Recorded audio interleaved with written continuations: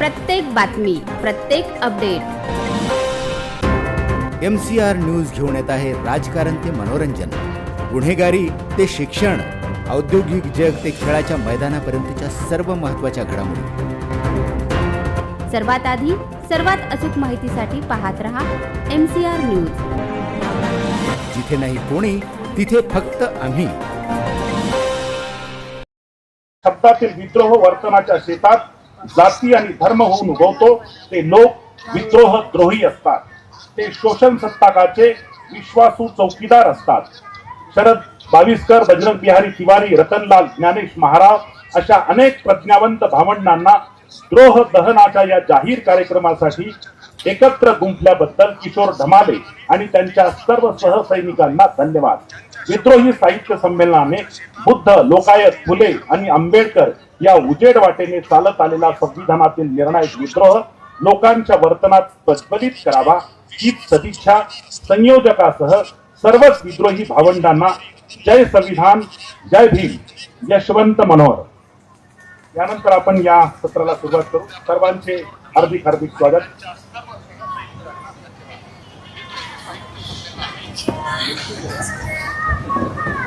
Hello, याला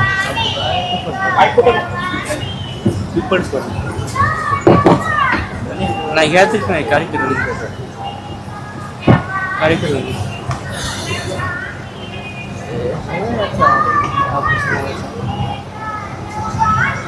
हां किती मोठा हो सर. एवढा कार्यक्रम करतो तुमची खाली ठेव, कारण हल्लं की फ्रेम हलते बरं, क्लोजअप घ्यावं लागतं.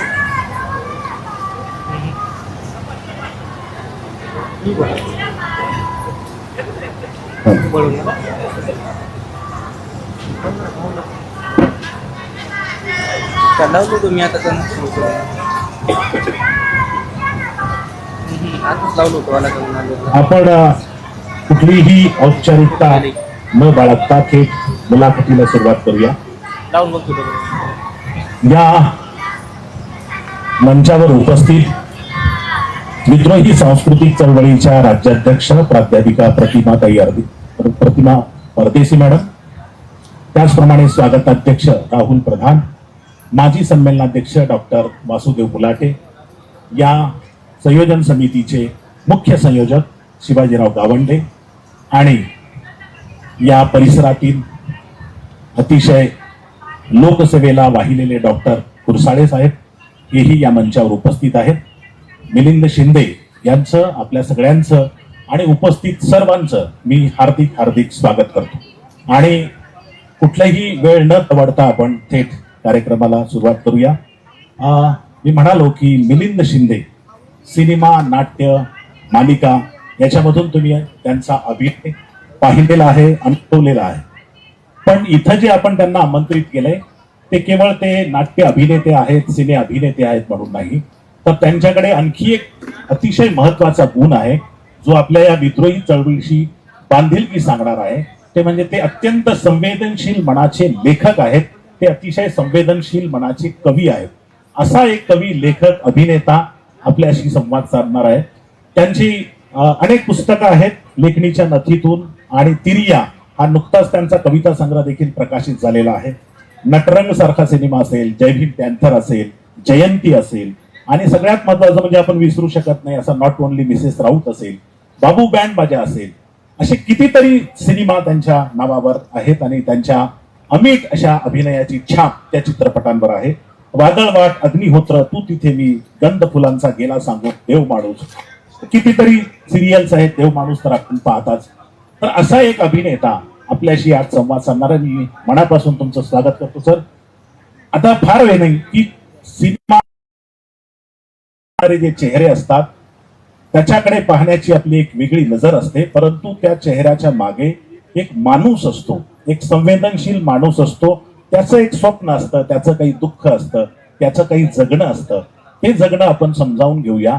मिलिंद शिंदे हे मूळचे मराठवाड्यात, बीड हे त्यांचं जन्मगाव, परंतु शिक्षणाच्या निमित्तानं ते अहमदनगरला गेले आणि तिथून त्यांच्या शिक्षण आणि कलेचा प्रवास सुरू झाला. मी त्यांना तिथूनच विचारेल की सर, बीडचं आपलं काय नातं आहे आणि नगर येथे आपलं जे शिक्षण आणि विशेषतः कलेची ओढ कशी निर्माण झाली, नाट्य क्षेत्राकडे आपण कसे वळला? बीड माझं जन्मगाव, माझे वडील बीडचे, आई बीडची, आणि 4थी पर्यंत शिक्षणही माझं बीडलाच झालं. आमचा नातेवाईकांचा सगळा गोतावळा बीडलाच आहे. वडिलांच्या शासकीय नोकरीमुळे आम्ही नगरला आलो. आम्ही जेव्हा 9वी-10वीला होतो, मग शिक्षणाची हेळसांड होऊ नये म्हणून वडील म्हणले की आता तुम्ही इथेच थांबा, मी जातो बाहेर गावी. आणि नंतर नगरला आम्ही जे स्थायिक झालो होतो, आता मी जेव्हा मुलाखतीमध्ये म्हणतो की मी नगरचा, ते बीडचे चिडतात, आणि मी म्हणतो बीडचा, तेव्हा नगरच्या लोकांना राग येतो. त्यामुळे असं माझं बांधावरचं आयुष्य आहे. त्याच्यामुळे मी आता नगर बीड असा वेगळाच नवीन मतदारसंघ काढायचा. दोघांनाही राग येणार नाही. पण दोन्ही गावांनी दिलेले शाळेतलं पहिलं नाटक 4थीत केलं, आणि त्यानंतर नाटकाचा किंवा एकूणच जे काही बारीकसा प्रवास आहे तो नगरमधून सुरू झाला. नगरच्या सारडा कॉलेजमध्ये माझं शिक्षण झालं. तिथूनच त्याच कॉलेजमध्ये एकांकिका स्पर्धांमध्ये किंवा इतर विविध स्पर्धांमध्ये मी नाटकात वगैरे काम करत असे. आणि तिथेच यशराज जाधव नावाचा माणूस भेटला. त्यांनी मला सांगितलं की राष्ट्रीय नाट्य विद्यालय दिल्ली, ज्याला आपण नॅशनल स्कूल ऑफ ड्रामा म्हणतो, अशी संस्था दिल्लीला आहे. आणि मग त्यांनीच माझी तयारी करून घेतली आणि मग त्यांनी मला दिल्लीला रवाना केलं. मिलिंद रसाळचा पण आपण उल्लेख करता, काय त्यांचा काय रोल होता? मिलिंद रसाळ हा माझा पहिला गुरु आणि शेवटपर्यंतचा गुरु. त्यानंतर अनेक माणसं भेटत गेली, ज्यांनी वाट दाखवली, बोट धरून प्रवास करायला शिकवलं, प्रवास केला सोबत. पण मिलिंद रसाळमुळे मला भाषा कळली, विचार कळले. कारण किती म्हटलं तरी प्रमाण भाषा एक भाषा आहे, ती तुम्हाला यायलाच हवी. दरवेळेस ती बोललीच गेली पाहिजे असं काही नाही. इथं म्हणतो की आईला जी कळते तीच आपली प्रमाण भाषा. पण म्हटलं की एखाद्या वर्तुळात वापरायचं, आपल्याला माहीत पाहिजे की खरी भाषा काय आहे, आपल्याला त्याचं उच्चारण माहीत पाहिजे, त्याचे अर्थ माहीत पाहिजे. तर मिलिंदने मला हे सगळं शिकवलं. तेव्हा मिलिंद रसाळ माझ्यासाठी गमभन कोण असेल तर मिलिंद रसाळ. आपले वडील हे प्रशासकीय सेवेमध्ये मोठ्या पदावर अधिकारी होते, कडक शिस्तीचे होते. मी भेटलो त्यांना. तर असे कडक शिस्तीचे आणि एक करिअर असलं पाहिजे असा विचार करणारे वडील आणि एक आईसारखी, सर्वसामान्य आईसारखी आई, अशा कुटुंबामध्ये असताना कलेबद्दल काही विरोध वडिलांचा किंवा पाठिंबा कसा राहिला ते सगळं? खूप, अगदी शेवटपर्यंत माझ्या वडिलांचा विरोध होता. म्हणजे मला पहिला राज्य सरकारचा पुरस्कार मिळेपर्यंत त्यांचा. अर्थात मला आता जेव्हा पालक झालो तेव्हा मला कळतं की एका वयानंतर आपल्याला काही परतीची वाट नसते. त्यामुळे त्यांना नेहमी वाटायचं की वय नको जायला, त्यानंतर मग काही करायच्या लायकीचं आपण उरत नाही. आणि विशेषतः मध्यमवर्गीय समाजामध्ये अशा फील्डमध्ये आपण जातो, नाटक सिनेमाच्या. तर जेव्हा बीडमधून किंवा नगरमधून तुम्ही असं कुठे जायचं स्वप्न बघता, तेव्हा तिथे आपलं कोण आहे? आपलं कोण म्हणजे नातेवाईक आहे का, काका आहे का, मामा आहे का, कोणी तिथे आहे का ज्याच्याकडे तुम्ही राहू शकाल, किंवा आधी तिथं कोणी उमेदवारी केली का, आधी त्या क्षेत्रामध्ये कोणी काय काम केलंय का. तर हे तिथं आपलं कोणी आहे का, हा नातेवाईकांच्या माध्यमातून मार्गदर्शन करायला कोणी आहे का तिथं, की त्यांना साधी भीती वाटायची. शेवटपर्यंत त्यांना भीती वाटायची. त्यांना ते स्वतः MPSCचे मोठे अधिकारी होते. ते जेव्हा निवृत्त झाले तेव्हा ते डेप्युटी कमिशनर होते नाशिक डिव्हिजनला. सगळ्यांना वाटत की मी MPSC केलं, तू किमान UPSC तरी कर. पण कलावंताचं कसं होतं की पाठीवर हात ठेवून कोणतरी म्हणतं छान काम करतो, बस तेवढंच आम्हाला पुरतं. आणि आमचा वारू उधळ तो मुंबईला जिंकतो. अर्थात वडिलांची काळजी ही बरोबर होती. समजा भाडाखे बरोबर बसले नसते, गोष्टी वेळच्या वेळी घडल्या नसल्या, तुम्हाला चांगली माणसं भेटली नसती. कलाकार तुम्ही लाख मोल तरी चांगले असतात, कलाकार मी नाही कुठेच. पण तुमचं बोट धरणारी, त्या वळणावर तुम्हाला भेटणारी जी बस कलात्मकतेकडे जाते, त्या बसमध्ये त्यांनी तुम्हाला उचलणं, तिथं थांबवणं फार गरजेचं. त्यामुळे ही माणसं भेटतात, त्यामुळे कलावंताचा प्रवास सोपा होतो. बाकी कलाकार तुम्ही पट्टीचे असाल, माणसं भेटायला पाहिजे. दिल्ली सारख्या आणि भारतीय पातळीवर अतिशय प्रतिष्ठित असलेल्या NSD आणि पुण्यातल्या FTI मध्ये आपलं शिक्षण झालं. मला हे विचारायचं आहे, अनेक विद्यार्थी तरुण यांना फार इच्छा असते की आपण सिनेमामध्ये जावं, नाटकामध्ये जावं. तर NSD किंवा FTI याचा खरंच काय रोल राहतो, किंवा तुमच्या बाबतीमध्ये NSD किंवा FTI याचा काय भूमिका राहिली या सगळ्या तुमच्या व्यक्तिमत्वामध्ये नट म्हणून विकसित होताना? आता मी इथे तुम्हाला सगळ्यांसमोर बसलोय ते NSD मुळेच बसलोय, FTI मुळेच बसलोय. आपण नेहमी असं म्हणतो की कुठल्याही गोष्टीचं शास्त्रशुद्ध शिक्षण घ्यायला हवं. आणि मी जेव्हा डायरेक्ट नगरहून किंवा बीडहून मुंबईला गेलो असतो आणि मी म्हटलं असतं की नमस्कार, मी ऍक्टर आहे, मला अभिनय करतो, मला शक्यतो कोणी उभं केलं नसतं. पण समजा आपण एखाद्या शाळेतनं, जी सगळ्यात मोठी शाळा आहे नाटकाची, सिनेमाची, तिथून जेव्हा आपण येतो तेव्हा किमान तुम्हाला बसा तरी म्हणतात की तुमच्या शिक्षणाचा आदर असतो. आणि शिक्षणाचा आदर सगळीकडे नेहमीच होत राहिलेला आहे. मला कुठल्या पेशाबद्दल काही बोलायचं नाही, पण त्यातलं शास्त्रशुद्ध शिक्षण घेणं फार गरजेचं असतं. आपण जेव्हा एका बांधकामाच्या साईटवर मजूर असतो आणि तिथे जेव्हा आर्किटेक्ट येतो, आदरामध्ये जो फरक असतो तो हा फरक आहे. तर आपल्याला मजूर राहायचं की आपल्याला त्यातलं शास्त्रशुद्ध शिक्षण घ्यायचं आहे, हाही तो विषय आहे. मला वाटलं की गर्दीत थांबायचं नव्हतं, कधी गर्दीत जमा व्हायला पाहिजे ते असं वाटायचं. त्यातनं खूप छान. त्यातनं ते सगळं घडलं. आणि मला वाटतं शिक्षणाशिवाय आपल्या सगळ्यांना माहिती आहे पर्याय नाही. त्या क्षेत्रातलं शिक्षण घेऊन तुम्ही गेलात तर तुमचं स्वागतच होतं, आदर होतो, बसायला सांगतात, किमान व्यवहार हो न हो.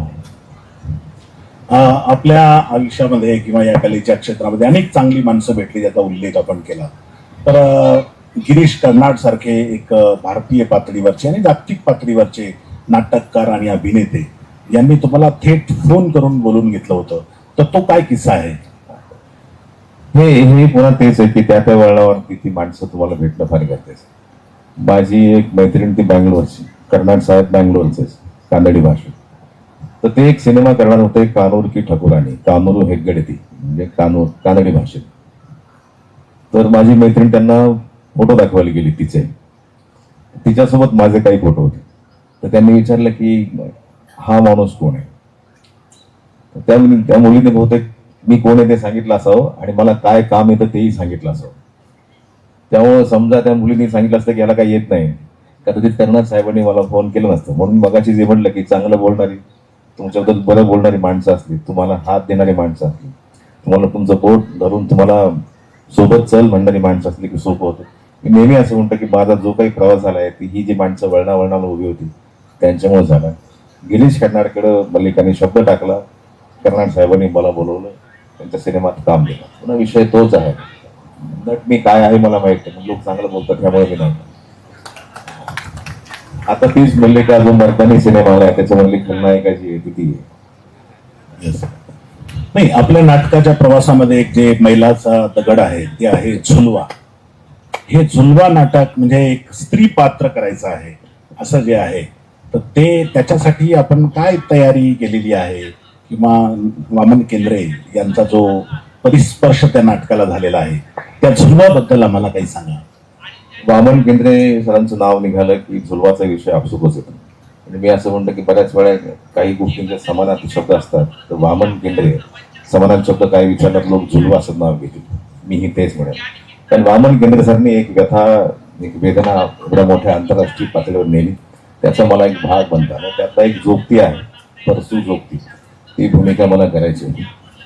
आता कधीच पाहिलेलं नाही. जरी मी बीडचा असलो किंवा नगरचा असलो तरी शहरी भागात वाढलो, शासकीय क्वार्टर्समध्ये वाढलो, शासकीय निवासस्थानी वाढलो वडिलांचे, त्याच्यामुळं फार हे नव्हतं. पण वामन केंद्रांनी सांगितलं, सरांनी सांगितलं की अशी माणसं अशा ठिकाणी राहतात. मान खुर्दमध्ये हा समुदाय राहतो, जोगती समुदाय किंवा देवदासी मानणारा किंवा त्या वर्गाची माणसं राहतात. मी तिथे जाऊन ते कसे बसतात, कसे चालतात, बोलण्यातला ठसका कसा आहे, बॉडीचा घेर कसा आहे, झोप कसा आहे, तर हे सगळं मी त्यांच्याकडे बसून अंगीकृत करून घेतलं, त्यांच्याकडे बसून शिकून घेतलं. आणि ते आपण म्हणतो की परकाया प्रवेश कसा करते, दुसरं काय अभिनयात असतं, शेवटी आपण परकाया प्रवेशच करतो. आपण जे नाही आहोत ते दाखवतो, जे जगलो नाही ते जगायचा प्रयत्न करतो. तर हे त्यांचं जगणं मी माझ्या अंगात घेतलं आणि त्यांची व्यथा मी वामन केंद्राच्या निमित्तानं मांडत गेलो. आता उत्तम बंडू तुपे यांची सक्षम लेखणी सोबतीला होतीच, पण पुन्हा नुसतं एकट्याने काही करता येत नाही. त्यामुळे वामन केंद्रे, उत्तम बंडू तुपे यासारख्या असे जास्त लोकांच्या निमित्तानं मला परसू नावाच्या जोगत्याची भूमिका झुलवाच्या निमित्तानं मांडता आली. हे माझ्यासाठी फार आदर महत्वाची गोष्ट. मला असा प्रश्न विचारायचा आहे राहून की आता तरी तुम्ही थोडेसे मोकळे वाटता, पण गेल्या काही वर्षापासून मी पाहतो की अत्यंशा लाजरा गुजरा असा हा व्यक्ती आहे.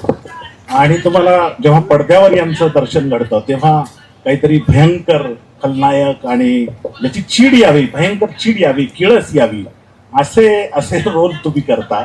मला असं विचारायचं की व्यक्तिगत जीवनामध्ये एवढा लाजाळू असलेला किंवा कवी मितभाषी असलेला असा एक व्यक्ती पडद्यावर अचानक असं काय क्रौर्य कुठून घेऊन येतो किंवा इतके लोकांचा तिटकारा निर्माण व्हावा असा तांबडे बाबा तुमचा रोल नाहीये पण तुम्हाला तांबडे बाबा म्हणून ओळखलं जातं. तर हे कुठून तुम्ही कसं आणता? म्हणजे आम्हाला एक उत्सुकता दर्शक म्हणून आणि आपल्यावर प्रेम करणारी माणसं म्हणून की हे आणता कुठून तुम्ही? नाही, ती भूमिका जशी तुम्हाला सांगितली जाते फक्त तुम्ही तुमच्या शब्दातून बॉडीमधून डोळ्यांमधून खास करून व्यक्त होतं. आता माझ्या बाबतीत हेच होतं की आता मी माझं लग्न करायच्या वेळेस आमच्या सासूबाईने मला विचारलं होतं, तुम्ही तसेच आहात का जसे टीव्ही मध्ये असता? तसा त्रास तुम्ही माझ्या मुलीला देणार नाही ना. मी म्हणलं स्टेजवर पडद्यावर जी माणसं फोन करतात ती काय चाकू घेऊन बंदुका घेऊन फिरत असतात, ती माणसं असतात, ती त्यांची भूमिका असते. पण असं नेहमी असं वाटतं की आपल्याला जो पार्ट मिळालाय, जी भूमिका, जे पात्र आपल्याला मिळालंय त्याला आपण 100% न्याय द्यायला पाहिजे. आणि कलावंत म्हणून नेहमी पहिल्यापासून स्वतःची खोंगाट राहिलेली आहे की ह्याला कलावंत सगळे सेल्फिश असतात, सगळे भले कबूल करत नाहीत काय, पण मी असं म्हणतो की आपण केलेली भूमिका नंतर जगात कोणाला करता यायला नाही पाहिजे. इतका ठसा त्याच्यावर आपले पण तुमचा फ्लेवर, तुमचा मसाला, तुमची झालर त्याला लागायला हवी. मला वाटतं त्या ईर्ष्येत नाही घडत असावं. खूप छान. एक मी पाहिलेलं आहे की आपण मराठी किंवा हिंदी याच्यामध्ये एक प्रशिक्षित नट ज्याला म्हटलं जातं असे दुर्मिळ असे नट आहात.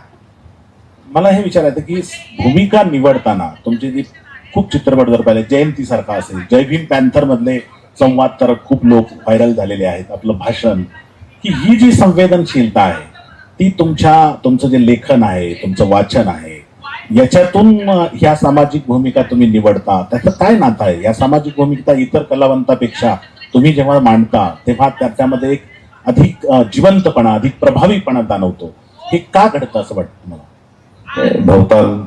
भवतालची माणसं आणि मला वाटतं मला जे काही शिकवलं ते पुस्तकांनी शिकवलं.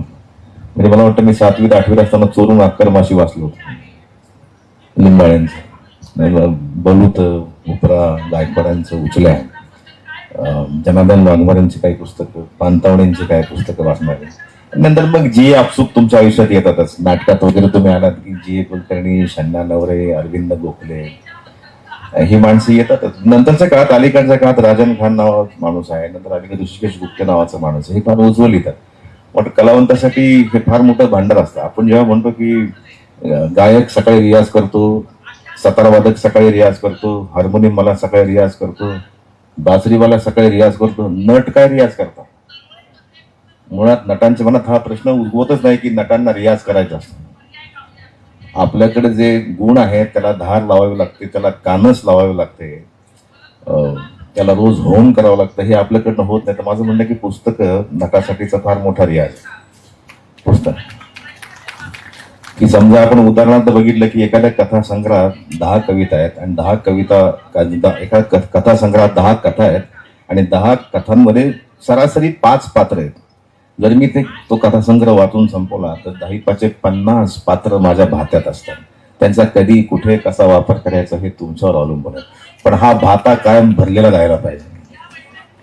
भाता भरता ठेवण्याचं काम तुमचं वेधक असणं आणि हे पुस्तकं तुम्हाला सहकार्य करतात. कोणी येऊन म्हणणार नाही की मी फार देखणं पात्र आहे मला कर. ते भातातलं पात्र काढावं लागतं, त्याला तुमचा मुलामा द्यावा लागतो, त्याला तुमचा फ्लेवर जोडावा लागतो, तुमचा मसाला, तुमची हळद, तुमची मोहरी टाकायला लागते, तेव्हा चटपटीत भूमिका होती. वाचनाचा मुद्दा निघालाचा आहे की आपण बालपणापासून वाचता आहात आणि सतत वाचतायत. मी आता कालही पाहिलं तुमच्या हातामध्ये एक नवं पुस्तक होतं. तर ह्या वाचनाचा संस्कार हा नेमका काय आहे? आणि तुमचे आवडते लेखक, कवी, कविता, विशेषतः कविता पण आपला आवडता प्रांत आहे, त्याच्याबद्दल आम्हाला काही सांगा. कोण आवडता कवी आहे, कोण लेखक आवडता कवी आहे? मला कवितांमधलं तसं फार कळत नाही, तसं मला कशातलंच काही कळत नाही. मी नेमका ह्या माध्यमाच्या आसपास भोवताली असतो, यातच मी खुश आहे. मला तुम्ही कवी आले, अभिनेते आले असं म्हणतात तेव्हा म्हणतं की नाही अजून व्हायचंय मला ते. कारण नट, कवी किंवा कुठलाही कलावंत होण्याची ती सततची प्रोसेस आहे. की कोणी असं म्हणतंय की नमस्कार मी कलावंत झालो, तर मला वाटतं की आपण कपाळ मोक्षाच्या दिशेनं फार वेगानं चाललेलो आहोत. कारण मी असं म्हणतो की MBBS केल्यावर, MS केल्यावर किंवा आर्किटेक्ट केल्यावर किंवा कुठली डिग्री केल्यावर तुम्हाला ती होण्याचं अधिकृत तुमच्याकडे लायसन्स आहे. कलाकार होण्याचं असं काही लायसन्स नाही. कित्येक वेळा लोक म्हणतात, मी कोणाला विचारतो की काय चाललंय सध्याला, तो म्हणतो मी शिक्षण कंप्लीट केलं. तो म्हणलं काय शिकला, तो म्हटला BA. BA काय शिक्षण आहे? BA ही पहिली आहे आत्ताच्या काळात. आणि शिक्षण कंप्लीट नाही केलं, शिक्षण तुम्ही थांबवलंय. शिक्षण अजून उपलब्ध आहे बाजारामध्ये, विद्यापीठांमध्ये, शाळांमध्ये शिक्षण उपलब्ध आहे. तेव्हा मला वाटलं की ह्या सगळ्यांच्या भोवताली मी होतो. माझे आवडते लेखक राजन खानालेकरच्या काळातले, GA मला कॉलेजच्या काळात, प्रत्येक नाटकवाल्यांना जसे आवडतात तसे अरविंद गोखले मला आवडतात. तर ही सगळी माणसंच मला वाटतं ह्यांनीच मला शिकवलेलं. कवी वगैरे तर काय मी नाही, मी जे लिहिले त्याला लोक कविता म्हणतात तेव्हा मला हसायला येणार. पण आता होईल कधीतरी, जेव्हा कवी होता येईल तेव्हा होईल. आता पुन्हा गंमत तीच आहे की मी जेव्हा आधी लोकसत्ताला लिहायचो, आता सकाळला लिहितो, तर मी जेव्हा लिहितो तेव्हा आता माहित नाही, पण पूर्वी मला म्हणायचं तुम्हीच लिहिलं हे, तुम्हीच लिहिता हे सगळं का कोणी माणूस ठेवला आहे वगैरे. आता काय होतं की ते लेखक दिसावं लागतं, मी नेमकं काहीच दिसत नाही. म्हणजे ना तुम्ही लेखक वाटता ना कवी वाटता, तुम्ही लोकांना काहीच वाटत नाही. त्यांना वाटतं खलनायक म्हणजे फक्त चाकू सुऱ्या घेऊन मारामारी करत फिरणारा माणूस, त्याच्याही पलीकडे खलनायक असतात. तर मला असं काहीच नाही म्हणजे होत आलं. ती सतत होण्याची प्रोसेस आहे. मला वाटतं की मला ह्या सतत होण्याच्या प्रोसेसमध्ये जास्त आनंद आहे, किंबहुना मी झालो ह्या प्रोसेसमध्ये काय मजा नाही. कारण झालो की मग शिक्षण बंद होतं. नाटक हा आपला म्हणजे नाटक असो, सिनेमा असो, कला असो, हे आपलं आवडतं क्षेत्र आहे. मराठी नाटक जे आहे ते पांढरपेशी, मध्यमवर्गीय असं नाटक आहे आणि ते लोकाभिमुख करण्यासाठी अजूनही काही फार आपल्याकडे झालेलं नाही काही. तर एक आपल्याकडे पहिल्यांदा एक दलित रंगभूमीचा मोठा प्रयोग झाला होता, पण आता तो प्रयोग काही फारसा आपल्याला पुढे गेलेला दिसत नाही. काय कारण वाटतात आपल्याला, का हा पर्यायी जी रंगभूमी आहे ती कुठं कमी पडतो आता? नाही, मला वाटतं पर्यायी रंगभूमी काढायची गरज एकेकाळी लागली असेल, आता काय गरज आहे त्याची, आणि वेगळं वेगळं चूल मांडायची गरजही काय. मला असं वाटतं की तादात्म्य पावायला काय हरकत आहे, त्याचाच भाग होऊन तुमचा विषय मांडायला काय हरकत आहे. आणि आता फार बरी राहिलेली नाही. आपण एक आता भूमिका सारखं नाटक चंद्रकांत कुलकर्णीने आता केलं. विषय बघा तुम्ही, फार मस्त विषय, फार चांगलं नाटक आहे. तर त्या दृष्टीने व्हायला इव्हन झुलवा सुद्धा जरी एका अर्थानं देवदासीचं नाटक म्हटलं तरी ते एका वेगळ्याच वाटेनं नवी वाट घेऊन जाणारं नाटक होतं. तर ही सीमारेषा हळूहळू आता पुसत चाललेली आहे. मराठी सिनेमाची वाटचाल म्हणजे पूर्वी तमाशापट असतील किंवा व्ही शांताराम यांचे चित्रपट असतील, आणि अलीकडे मधल्या काळामध्ये सगळा विनोदाचा भरमार होता, आणि श्वास नंतर एक सिनेमा बदलला, फॅन्ड्रीमुळे सिनेमा बदलला. ही वाटचाली, या वाटचालीकडे तुम्ही कसं पाहताय? फार नवी वाटचाल. म्हणजे मला वाटतं की श्वास सारख्या सिनेमाने पुन्हा एकदा सांगितलं, आपण काल बोलतानाही बोललो की पूर्वी व्ही शांतारामांचे सिनेमा होते, अनंत मानेंचे सिनेमा आले, मध्ये काही विनोदी पट आले, ज्यातनं काहींच्या हाती लागलं, काहींच्या काही हाती लागलं नाही. ज्यांच्या हाती लागलं ते खुश आहेत, ज्यांच्या हाती त्यांना वाटतं की अजून काहीतरी पाहिजे होतं. पण नंतर पुन्हा मग गजेंद्र अहिरे सारख्या माणसांनी नवनवीन विषय आणले. संदीप सावंतने श्वास नावाचा सिनेमा केला, आणि आता आज परवाचा आता थांबायचं नाही नावाचा सिनेमा. सिनेमे येत आहेत आणि आपण म्हणतो की हा कमर्शियल सिनेमा, हा आर्ट सिनेमा.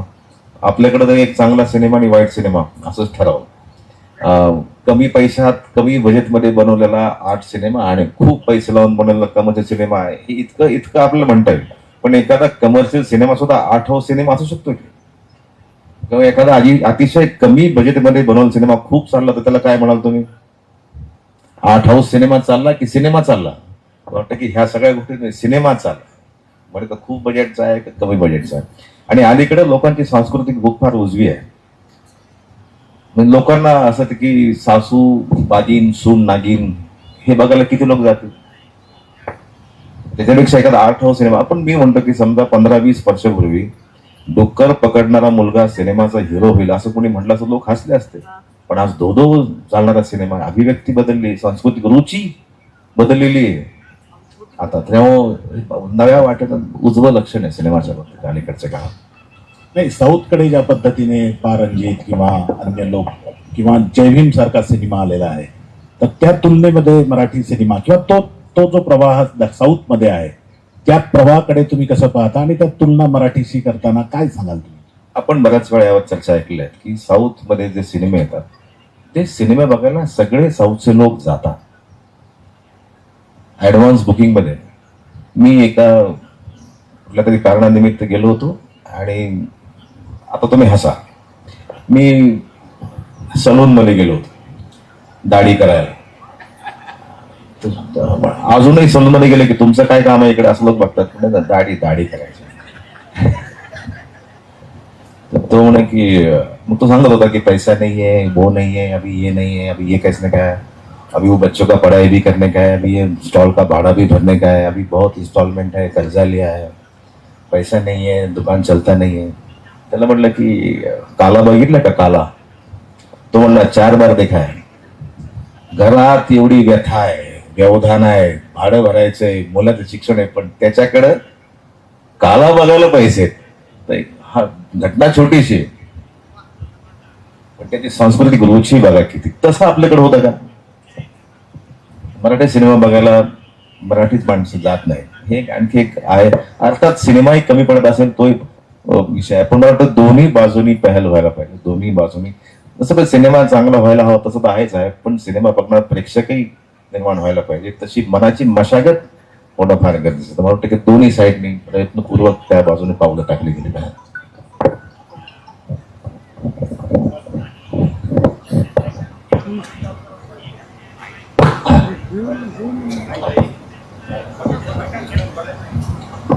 आपण जसे अभिनेते आहात तसे दिग्दर्शन देखील आपण केलेलं आहे.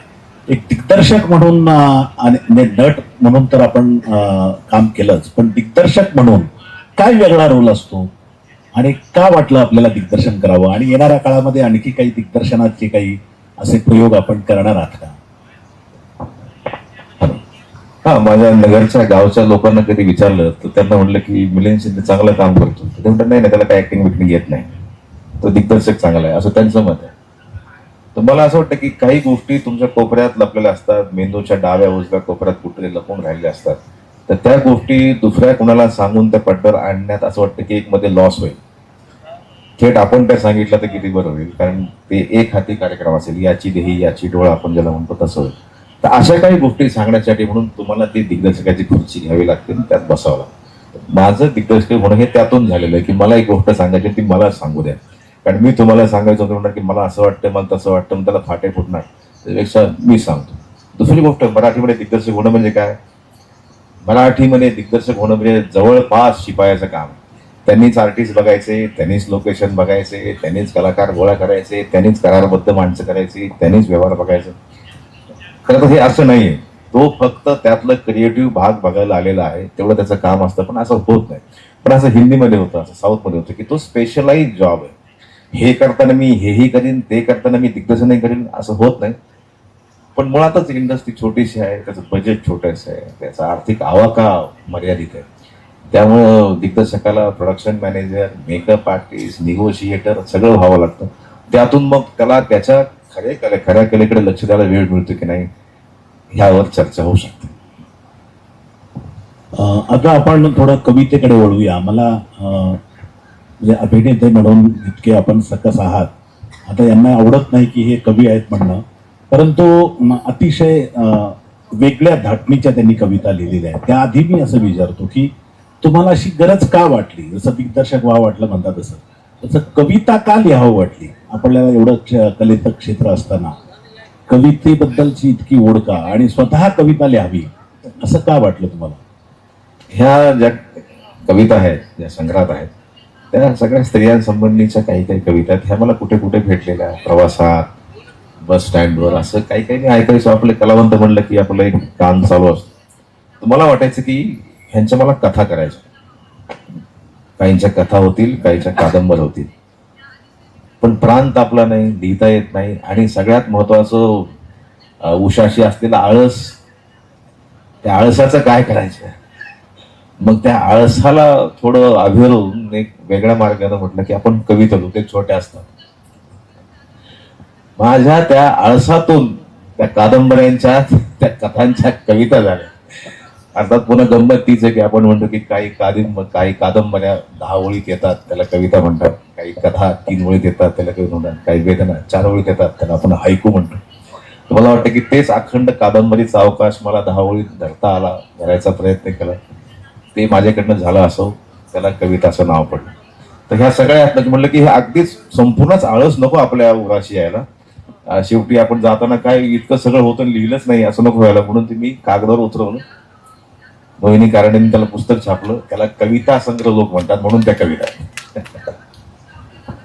तिरिया असं त्यांच्या कविता संग्रहाचं नाव आहे. हा संग्रह माझ्याकडे आहे.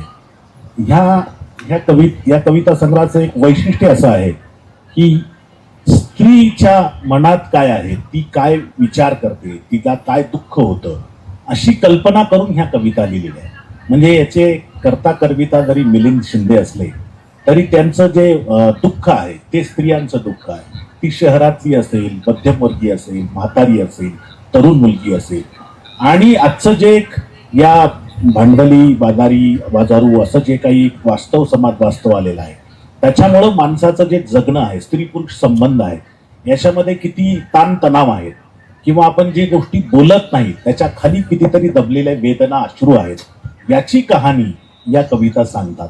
तर मी त्याचा आपण थोडासा म्हणजे आस्वाद नाही म्हणताना, आस्वाद नाही, अस्वस्थ करणाऱ्या त्या कविता आहेत, त्यामुळे मला आस्वाद नाही म्हणता येणार, पण मी त्यांना विनंती नक्की करेल की याच्यातल्या 1-2 तरी कविता म्हणजे तुम्हाला लक्षात येईल की एक खलनायकाची भूमिका करण्याची आपल्या मनावर त्यांची एक प्रतिमा आहे, पण स्त्रियांच्या मनामध्ये उतरून त्यांचं दुःख ते किती ताकदीनं मांडू शकतात याचं प्रत्युत्तर देणाऱ्या त्या कविता आहेत. मी त्यांना विनंती करेन की त्याच्यातल्या 2-3 छोट्या छोट्या कविता आहेत तर त्या त्यांनी वाचाव्यात. म्हणजे या विद्रोही साहित्य संमेलनामध्ये त्यांच्या कविता झाल्या नाहीत याची खंत राहून जाऊ नये.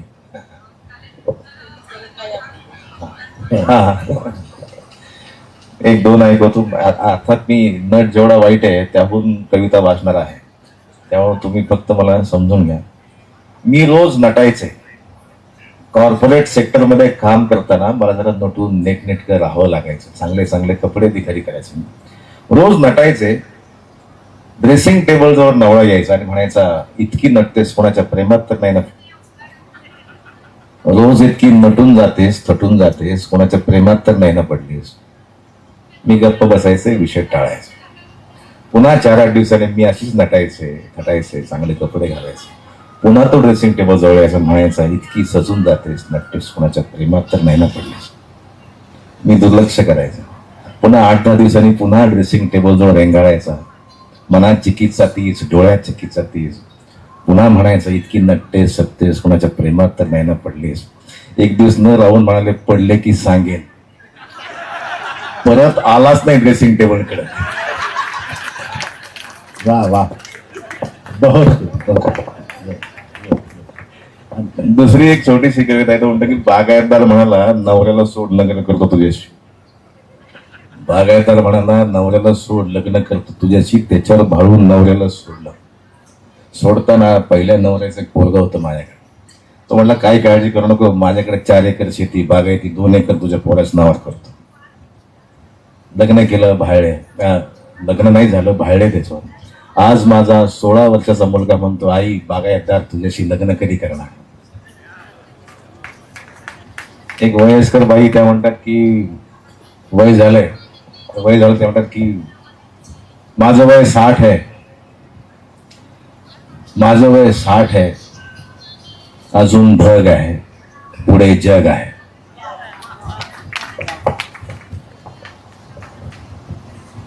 मला आता सुना आहेत, नातवंड आहेत. 65ला मी रिटायर झाले सेवेतून. आता मला नातवंड आहेत, सुना आहेत. माझ्या मुलांची शिक्षण मी केली, त्यांचे क्लासेस केले मी, धावले, त्यांना शाळेत सोडलं, त्यांना शाळेतून परत आणलं मी, धावले. आता डायबेटीस, BP मागे लागलंय, यांच्यासाठी खूप पळाले. मुलांना जेव्हा तक्रार करते, मला म्हणतात, आई तू चालत का नाहीस.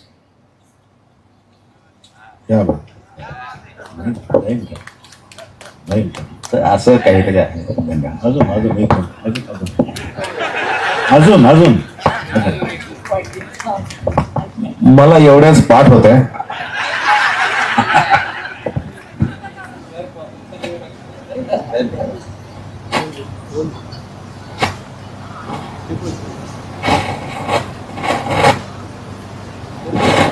पहिलं मूल झाल्यावर नवरा म्हणाला, पहिलं मूल झाल्यावर नवरा म्हणाला की कशी पसरली आहेस अमिबा सारखी. पहिलं मूल झाल्यावर नवरा म्हणाला कशी पसरली आहेस अमिबा सारखी, जरा आवर स्वतःला, जरा शेप मध्ये आण स्वतःला, नाहीतर लक्ष इकडे तिकडे जात. जरा आवर स्वतःला, जरा शेप मध्ये आण, नाहीतर लक्ष इकडे तिकडे जात. मग म्हणाले मी जर हे आणि असंच म्हणाले तर डोळ्यातच पिचला जागेवर.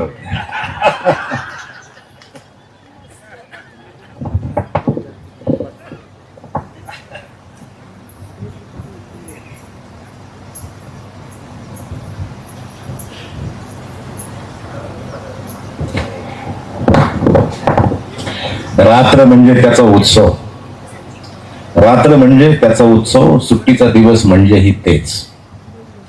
रात्र म्हणजे त्याचा उत्सव, सुट्टीचा दिवस म्हणजेही तेच. पण रात्र खास. एकदा म्हणाले तब्येत बरी नाहीये, ताप आलाय. एकदा म्हणाले तब्येत बरी नाही, ताप आलाय. तर म्हणाला कपडे काढ, गार होशील. हे याचे वासनेचे विनोद आणि ही ह्याची विनोदाची वासना. एकदा हातात हात घेऊन जवळून म्हणाला तू आहेस म्हणून मजा आहे, तुझ्यातली मजा संपली तर काय मजा आहे. हे ह्याचे विनोद, ही याची वासना. धन्यवाद.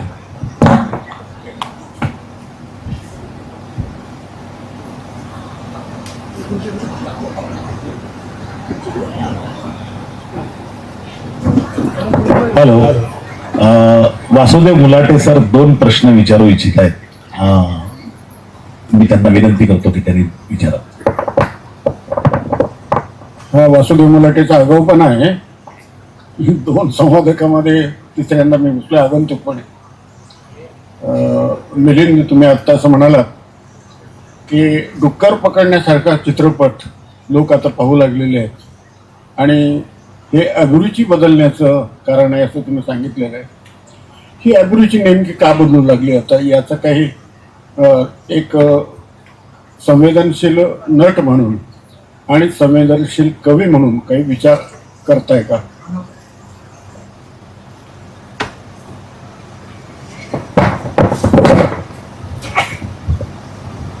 नाही, थोडं विरोध जास्त लागलं. एक माणूस म्हणून सांगतो, संवेदनशील फार मोठा शब्द आहे. मी असं म्हणतो की अभिरुची बदलायला का लागली, कारण फार पूर्वी जेव्हा सिनेमे येत असत तेव्हा ते राजेश खन्नाचा सिनेमा येत असत, तेव्हा देवानंदचा सिनेमा येत असे. आणि ही माणसं शेवटपर्यंत देवानंदच राहिली, हे शेवट पण राजेश खन्नाच राहिले. त्यांना माणूस त्यातला नाही होता. आणि जेव्हा माणसांचं सिनेमे यायला लागले, माणसांच्या आयुष्यामध्ये टोकाडो लोकांना आवडायला लागलं, त्याचं जगणं लोकांना हेरणं आवडायला लागलं. तिथून अभिरुची बदलली आपली. आणि तिथून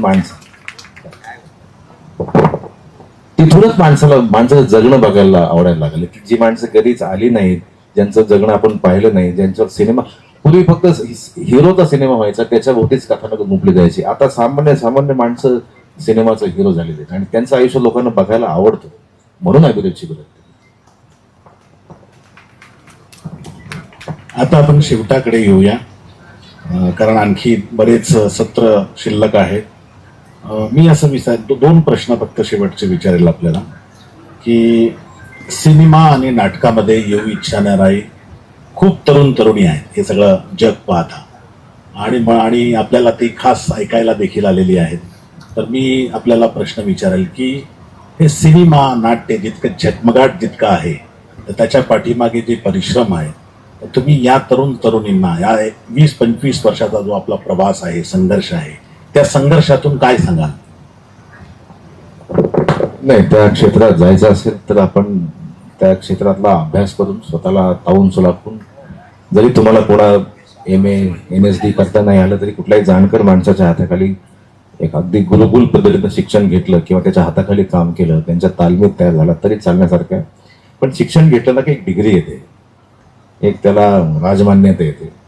तुम्ही समजा काही कारणानं तुम्हाला कला क्षेत्रात नट म्हणून कलावंत म्हणून समजा नाही चान्स मिळत, तेव्हा डिग्री तुमच्या हाताशी असते. त्या डिग्रीचा वापर तुम्ही इतर ठिकाणी नोकरीसाठी किंवा काही कुठल्या पेशामध्ये करू शकता. त्यामुळे या क्षेत्रात येताना शास्त्रशुद्ध शिक्षण घेणं फार गरजेचं आहे. आणि सगळ्यात महत्त्वाचं शिक्षण घेणं गरजेचं आहे. म्हणजे कलावंत व्हायचं पण 12वी पास करून लगेच मुंबईला निघायचं नसतं, किंवा इथल्या स्थानिक एकांकिका स्पर्धांमध्ये एखादा अभिनय बक्षीस मिळतं, तो काही मुंबईला जाण्याचा आणि कलावंत होण्याचा पासपोर्ट नाही आहे. ते काही कलावंत व्हायचं आधार कार्ड नाही. त्यातलं शिक्षण, त्या क्षेत्रातलं शिक्षण घेतल्याशिवाय तुम्हाला काही बाकी जागा नाही.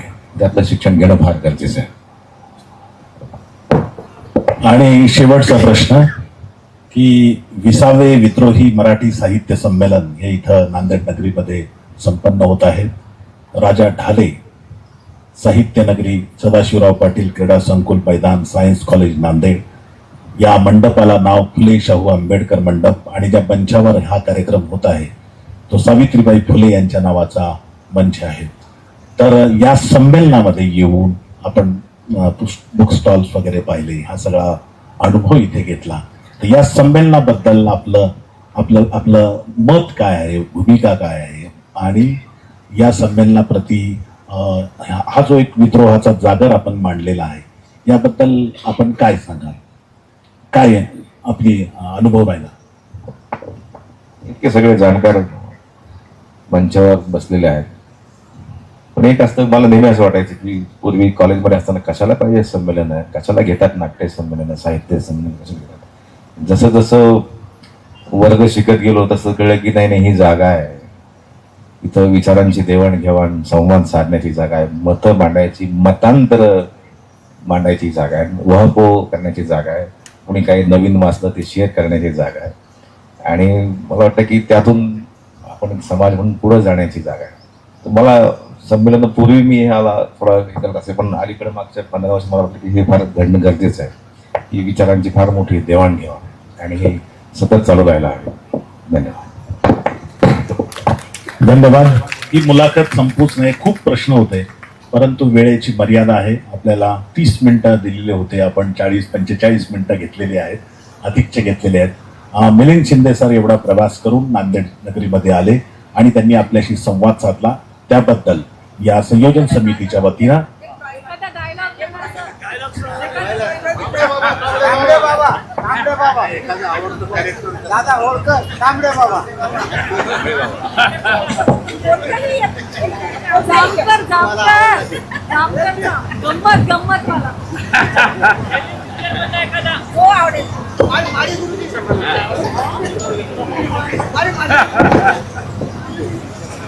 नाही, फार पूर्वी एका सिरियल मध्ये मी एक दादा होळकर नावाची भूमिका करत असे, आणि दादा होळकर त्या सिरियल मध्ये त्यांचे गुरु असतात तांबडे बाबा.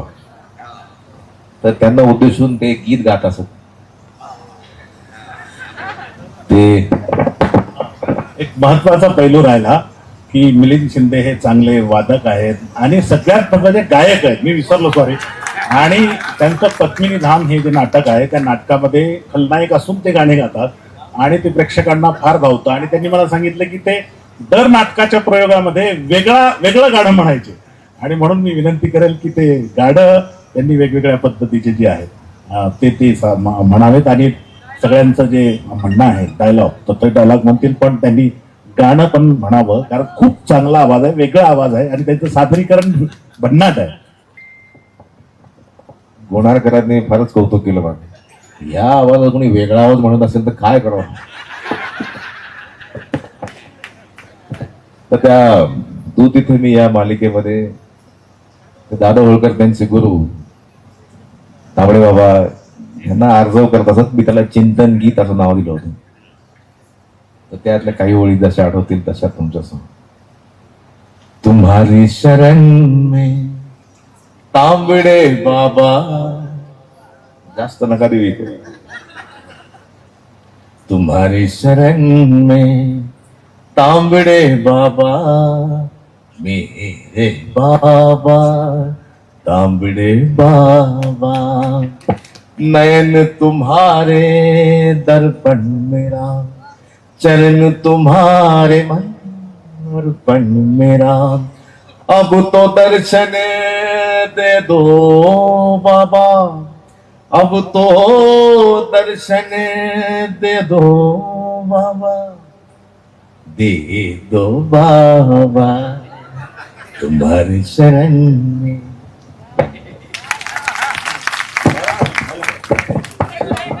नाही डायलॉग एवढंच. एक पारद नावाचा सिनेमा होता, गजेंद्र आयरे नावाचे आमचे मित्र होते, त्यांनी लिहिलं होतं. त्याच्यामध्ये एक मुलगी एका कारखान्याच्या कुठल्या तरी संचालकाकडे किंवा त्याच्याकडे मदत मागायला येते. हा, तेव्हा तो त्या मुलीला म्हणतो, बस बस बस कोल्ड ड्रिंक प्यायचं का? ती म्हणते, नाही मी जाते. बस ग, अंबादास चालतो, खंबादास चालत नाही. काय सांगशील तुझ्या भावाला?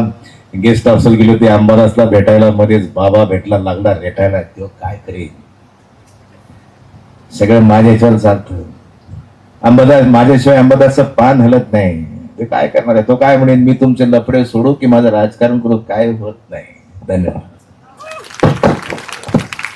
धन्यवाद. मिलिंद शिंदे यांचं मी मनापासून हार्दिक हार्दिक आभार मानतो आणि मी आमंत्रित करतो संमेलनाध्यक्ष लोकनाथ यशवंत यांना आणि सुषमा लोकनाथ यशवंत यांना.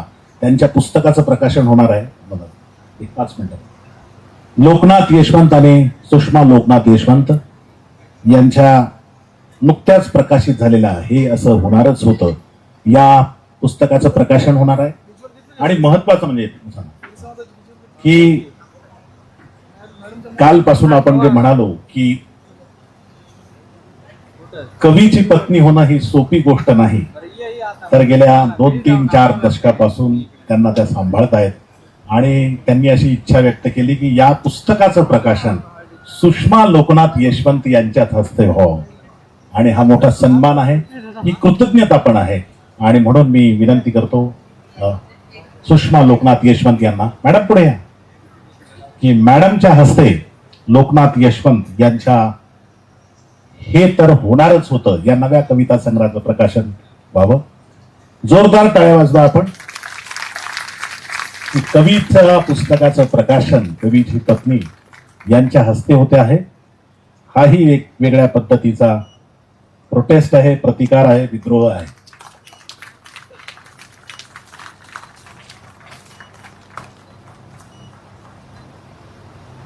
धन्यवाद. अजून एक तुमचे 10 मिनिटं मी घेणार आहे.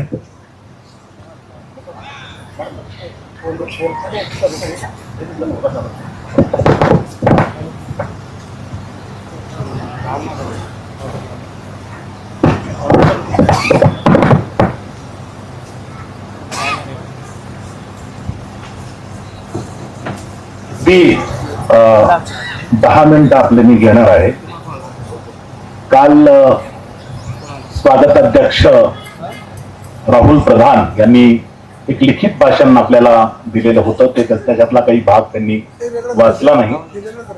पण महाराष्ट्रात हे लाईव्ह जेव्हा आपलं गेलं सगळीकडे, तर अनेक पत्रकार मित्र आणि काही हितचिंतक यांनी पुन्हा पुन्हा विनंती केली की त्यातला काही भाग आपण वाचला पाहिजे.